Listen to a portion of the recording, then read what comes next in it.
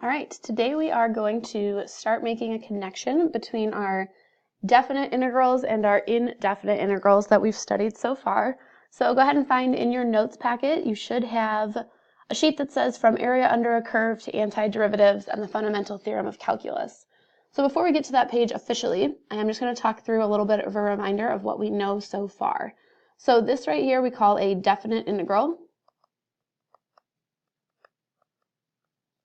because we have definite bounds. And what this finds for us is the finite area under a curve. And the way that we know how to do that right now is the limit summation, right? We're summing up an infinite number of rectangles. So we've got the limit as n goes to infinity, the sum from I equals 1 to n, b minus a over n, f of our starting point, plus counting over some number of partitions. We also could use geometry if that serves us. And remember that this is finding area under a curve trapped to the x-axis. So sometimes it's positive, sometimes that area is negative, depending on which direction you're traveling and what those rectangles are actually representing. Then we studied this concept, which is an indefinite integral.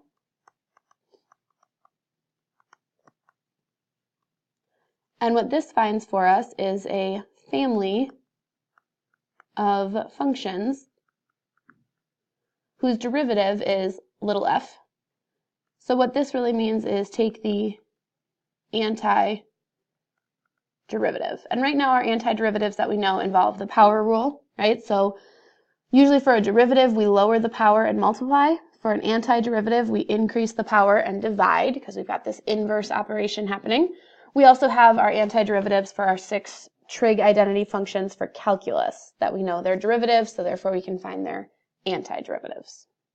All right, so today we're going to put these two concepts together and talk about what we reference as the fundamental theorem of calculus, aka one of the big reasons why calculus works and exists. So the first thing I'm going to have you do is try this warm-up. Later we're going to need to know the integral from 0 to b of x. So this is finding the area from 0 to some arbitrary value of b underneath the line y equals x. This one is finding the area from 0 to some arbitrary number b under the function x squared. So geometry and the limit summation. So thinking about this first one, we would like to find the area from 0 to some value of b of x dx. Here's your picture. You can go ahead and find the area using geometry. This one we're going to find the area from 0 to b of x squared dx. And because this one you can't use geometry, you're going to need to set up the limit as n goes to infinity, I equals 1 to n, b minus a over n, f of a plus b minus a over n I. So go ahead and pause the video. Work on your own, or if you are in class, you can work with your group a little bit and see if you can find me the area from 0 to b under x and the area from 0 to b under x squared. Go ahead and pause now.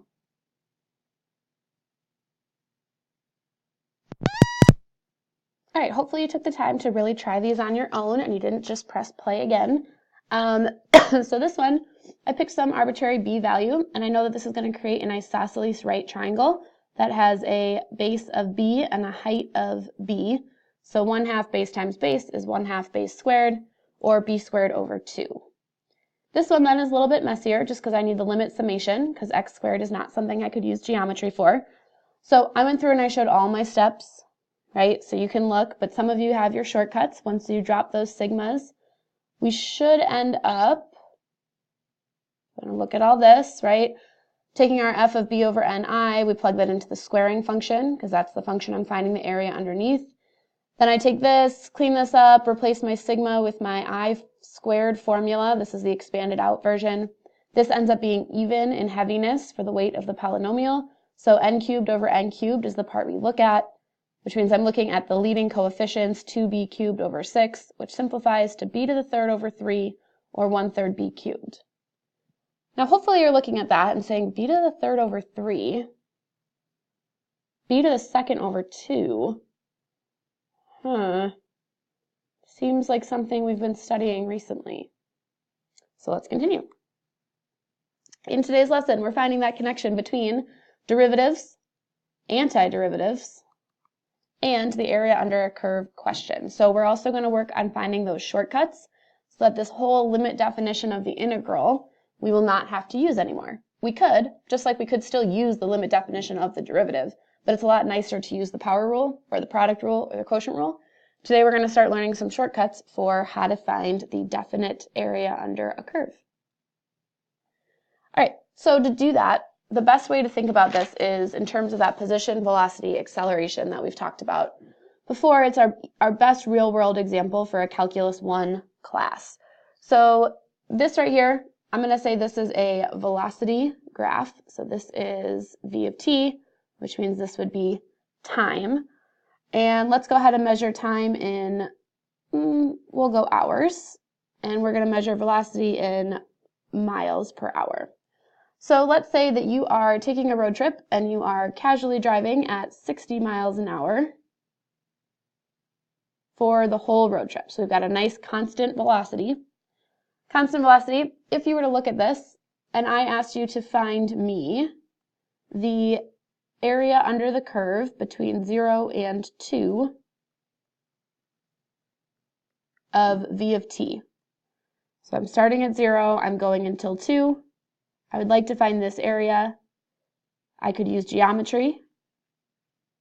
So it looks like I have a width of 2 and a height of 60 for 120. Now 120, let's think about what units should be on there. So this integral was going from 0 to 2 under this red line of 60 with respect to time. So 60, these units were measured in miles per hour.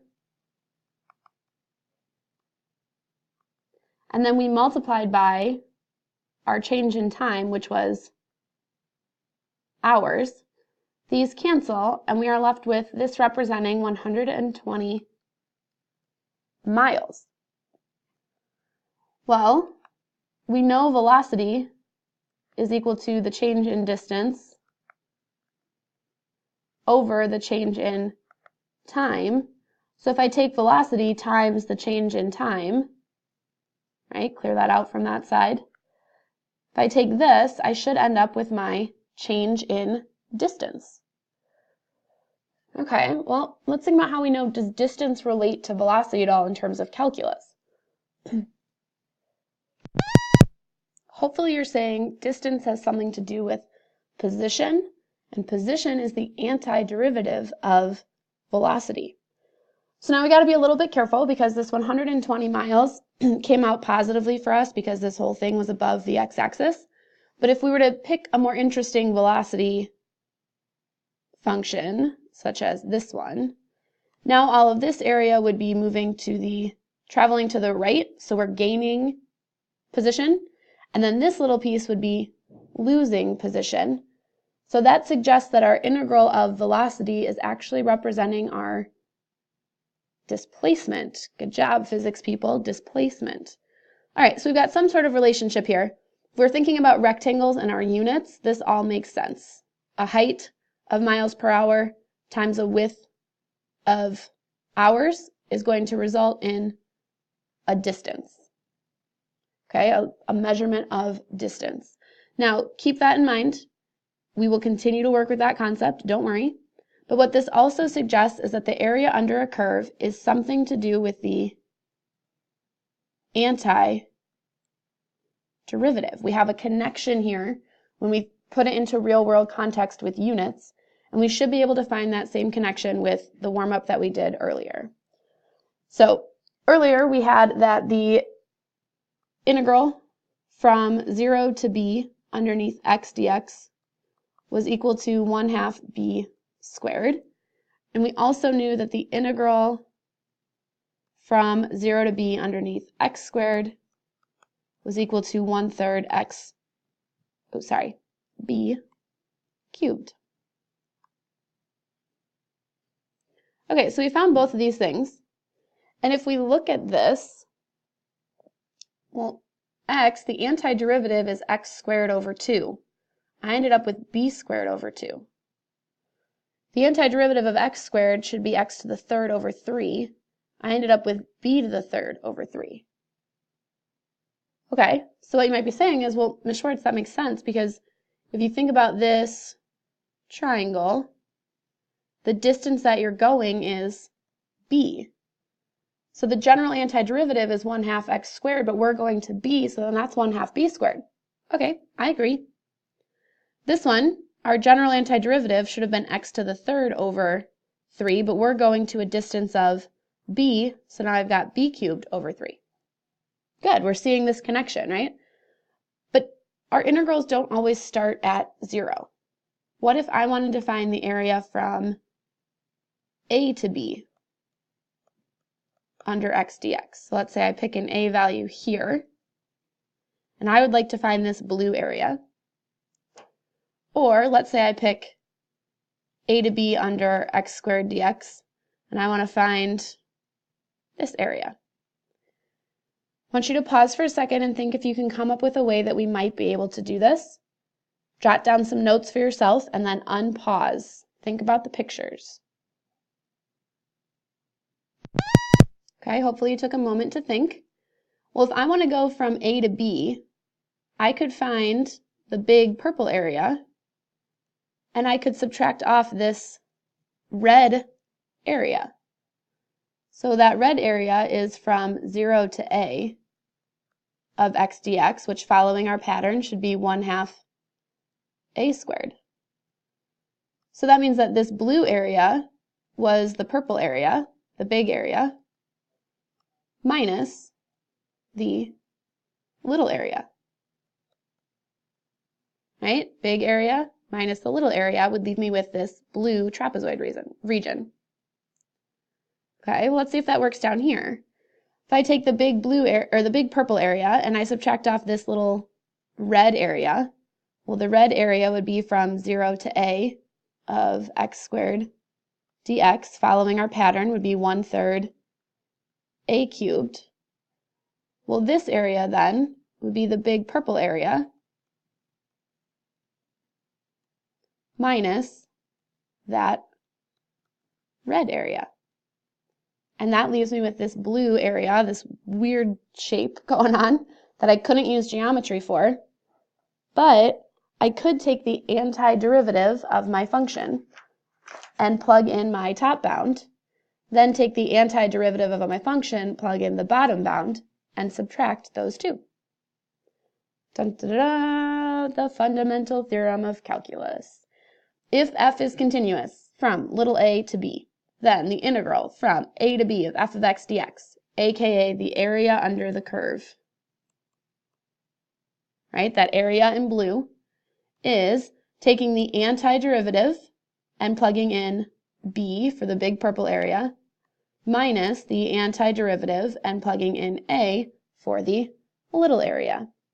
Now, this notation is assuming that capital F is the antiderivative of little f, thus the derivative of big F is little f, okay?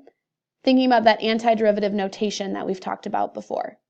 So now, when we have to do things like the integral from 2 to 7 of x to the third plus 1 dx, do we have to do a limit summation anymore?